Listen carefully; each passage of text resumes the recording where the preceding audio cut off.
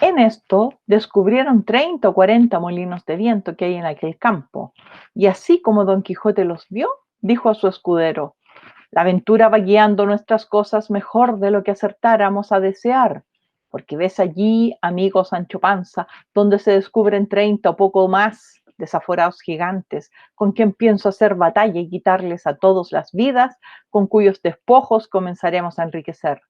Que esta es buena guerra, y es gran servicio de Dios quitar tan mala simiente de sobre la faz de la tierra. ¡Qué gigantes! Dijo Sancho Panza. Aquellos que allí ves, respondió su amo, de los brazos largos, que los suelen tener algunos de casi 2 leguas. Mire vuestra merced, respondió Sancho, que aquellos que allí se parecen no son gigantes, sino molinos de viento, y lo que en ellos parecen brazos son las aspas, que volteadas con el viento hacen andar la piedra del molino. Bien parece, respondió Don Quijote, que no estás cursado en esto de las aventuras. Ellos son gigantes. Y si tienes miedo, quítate de ahí y ponte en oración en el espacio que yo voy a entrar con ellos en fiera y desigual batalla. Y diciendo esto, dio de espuelas a su caballo Rocinante, sin atender a las voces que su escudero Sancho le daba, advirtiéndole que sin duda alguna eran molinos de viento y no gigantes aquellos que iba a acometer. Pero él iba tan puesto en que eran gigantes que ni oía las voces de su escudero Sancho, ni echaba de ver, aunque estaba ya bien cerca, lo que eran. Antes iba diciendo en voces altas: non fuyades, cobardes y viles criaturas, que un solo caballero es el que os acomete.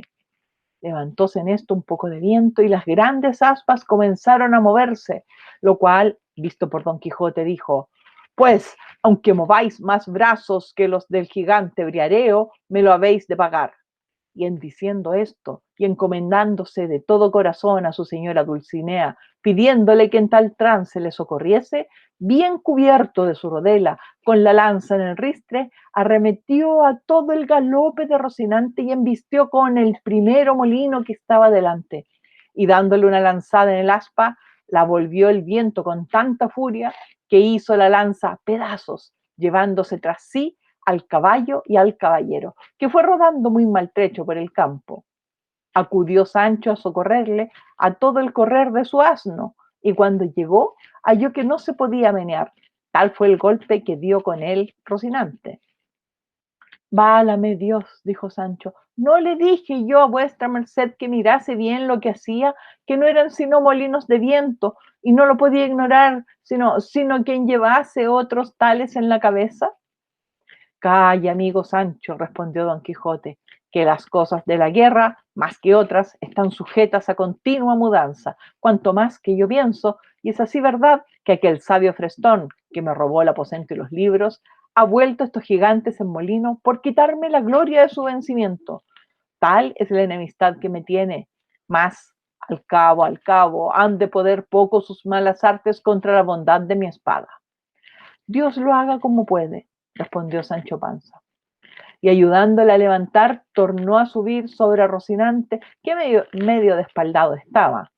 Y hablando en la pasada aventura, siguieron el camino del Puerto Lápice, porque allí decía Don Quijote que no era posible dejar de hallarse muchas y diversas aventuras por ser un lugar muy pasajero, sino que iba muy pesaroso por haberle faltado la lanza. Y diciéndoselo a su escudero, le dijo: yo me acuerdo de haber leído que un caballero español llamado Diego Pérez de Vargas, habiéndosele en una batalla roto la espada, desgajó de una encina un pesado ramo o tronco, y con él hizo tales cosas aquel día y machacó tantos moros que le quedó por sobrenombre Machuca. Y así él como sus descendientes se llamaron desde aquel día en adelante Vargas y Machuca. Hete dicho esto porque de la primera encina o roble que se me depare, pienso desgajar otro tronco tal y tan bueno como aquel, que me imagino y pienso hacer con él tales hazañas, que tú te tengas por bien afortunado de haber merecido venir a de ellas, y a ser testigo de cosas que apenas podrán ser creídas. A la mano de Dios, dijo Sancho, yo lo creo todo así como vuestra merced lo dice, pero enderécese un poco, que parece que va de medio lado y debe de ser del movimiento de la caída. Así es la verdad, respondió Don Quijote, y si no me quejo del dolor es porque no es dado a los caballeros andantes quejarse de herida alguna, aunque se les salgan las tripas por ella. Si eso es así, no tengo yo qué replicar, respondió Sancho. Pero sabe Dios, si yo me holgara que vuestra merced se quejara cuando alguna cosa le doliera. De mí sé decir que me he de quejar del más pequeño dolor que tenga, si ya no se entiende tan bien con los escuderos de los caballeros andantes eso del no quejarse. No se dejó de reír don Quijote de la simplicidad de su escudero, y así le declaró que podía muy bien quejarse, como y cuando quisiese, sin gana o con ella, que hasta entonces no había leído cosa en contrario en la orden de caballería.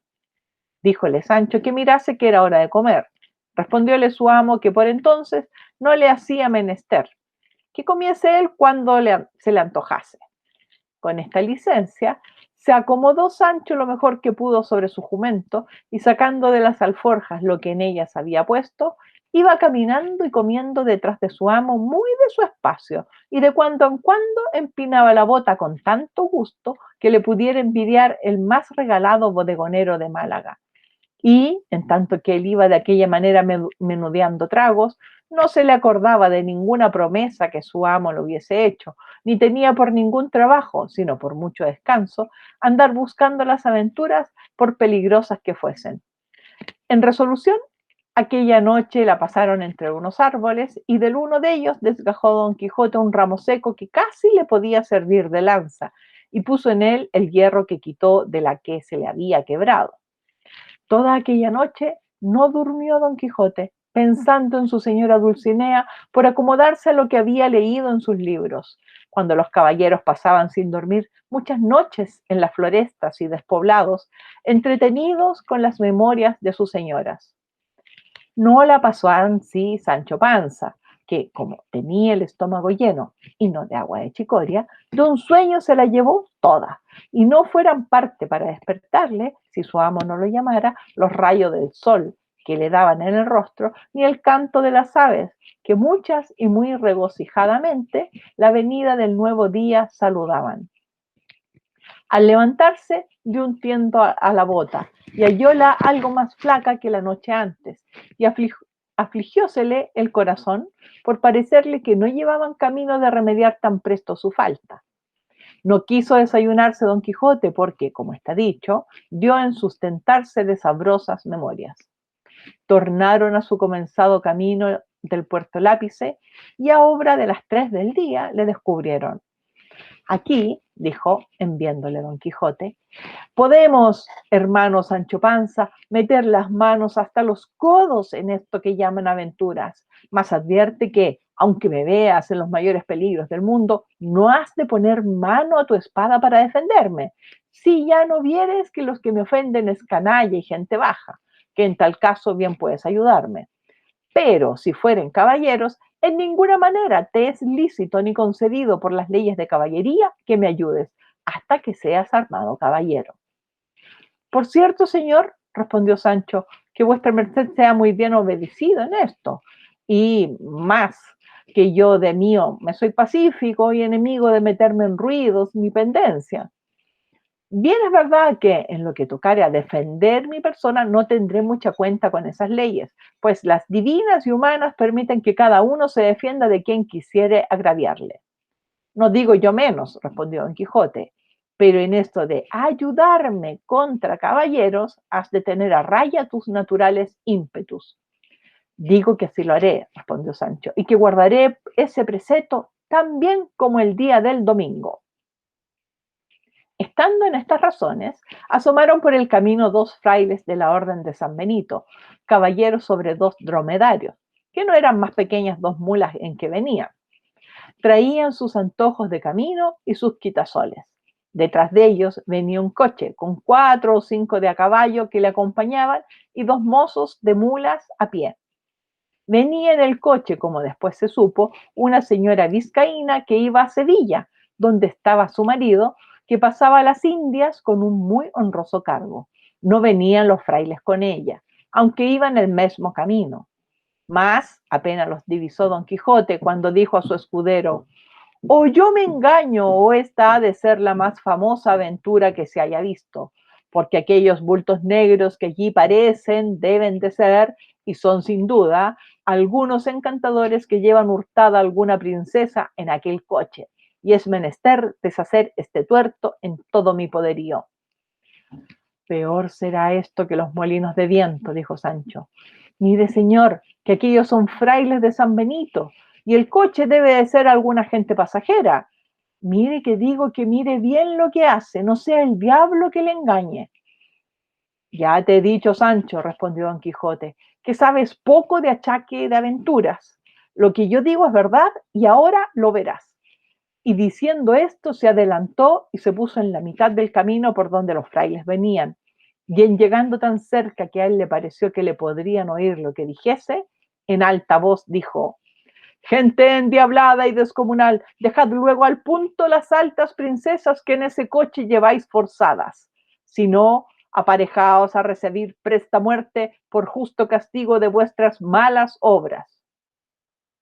Detuvieron los frailes las riendas y quedaron admirados, así de la figura de Don Quijote como de sus razones, a las cuales respondieron: Señor caballero, nosotros no somos endiablados ni descomunales, sino dos religiosos de San Benito que vamos nuestro camino, y no sabemos si en este coche vienen o no ningunas forzadas princesas.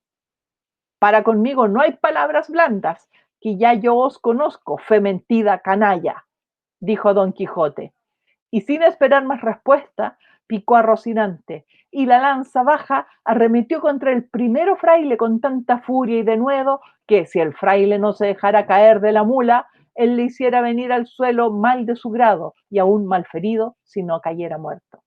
El segundo religioso, que vio del modo que trataban a su compañero, puso piernas al castillo de su buena mula y comenzó a correr por aquella campaña más ligero que el mismo viento. Sancho Panza, que vio en el suelo al fraile, apeándose ligeramente de su asno, arremetió a él y le comenzó a quitar los hábitos. Llegaron en esto dos mozos de los frailes y preguntáronle que por qué le desnudaba. Respondióle Sancho que aquello le tocaba a él legítimamente, como despojos de la batalla que su señor Don Quijote había ganado.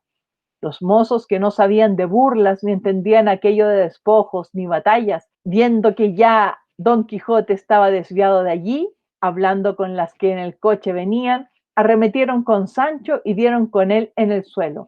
Y sin dejarle pelo en las barbas, le molieron a coces y le dejaron tendido en el suelo sin aliento ni sentido.